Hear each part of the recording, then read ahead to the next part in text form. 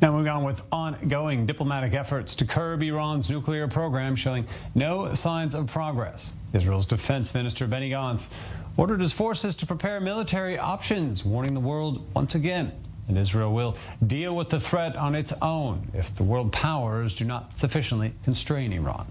But several current and former senior Israeli military officials and experts claim that Israel lacks the ability to conduct an assault that could inflict enough damage to Iran's nuclear program, at least any time soon, revealed in a New York Times article this week. But now we are joined by Israel Defense Force Reserve Brigadier General Israel Relik Shafir, and notably one of the 8 Israeli pilots who destroyed Iraq's nuclear reactor in 1981. Thank you very much for your time on our program here. Now, beginning looking at this New York Times article, you were quoted in this article. Explain your analysis on Israel's capabilities facing Iran's nuclear program.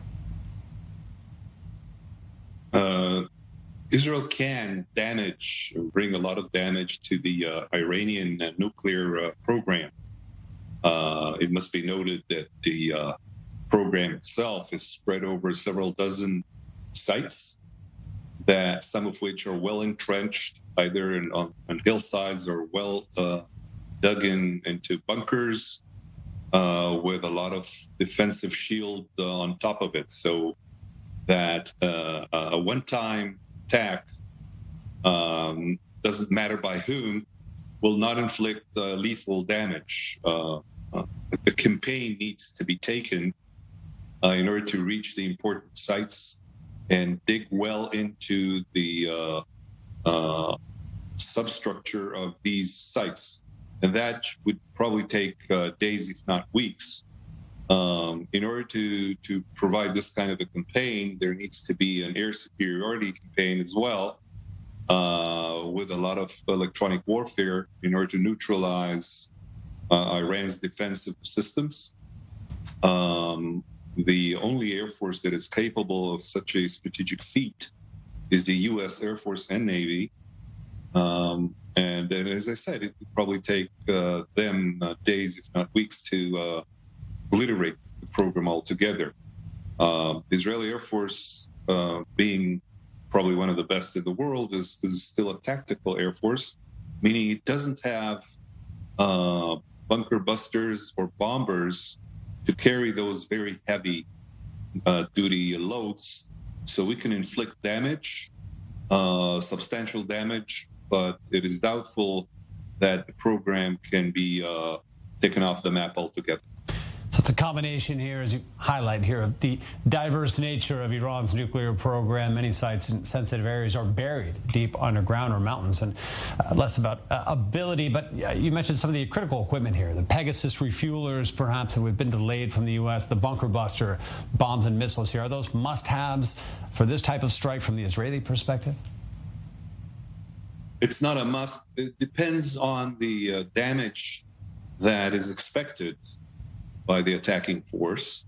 Obviously, more refueling capabilities would help, but the bunker busters, it wouldn't really help, because our planes, our biggest plane, the F-15Is, are limited in the weight they can carry.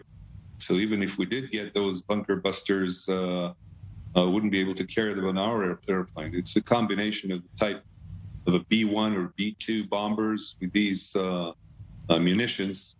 We don't have either of these. Do you see that there being a positive strategic debate around what you mentioned here, a limited yet perhaps massive strike on one or a short list of targets that could theoretically set Iran back enough? Well, this is a good question. How much is enough? 1 year backwards, is that enough? 2 years, is that enough? So it's more of a philosophical question. But if Israel does take an action, it can cause a lot of damage, but obviously that would inflict some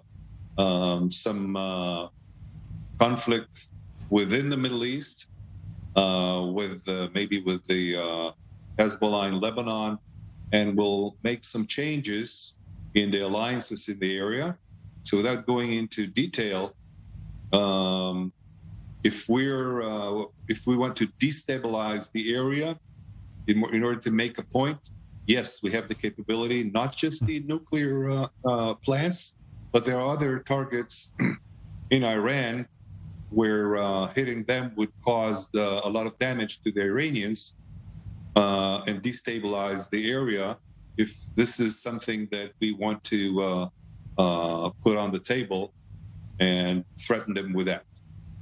Well, perhaps unlike 1981, where you and your fellow pilots set out virtually alone to Iraq here, we're left to look at, we only have a minute left of the broadcast here, but whether Israel's trying to build an international alliance here to launch such a strike with allies, perhaps with the United States. No, that's unanswerable at this point here, but definitely appreciate your insight and certainly expertise on such a situation here that Israel may face with Iran. That's IDF Reserve Brigadier General Israel Relik Shafir, again, one of the 8 Israeli pilots who destroyed Iraq's reactor in 1981. Thank you very much for your time.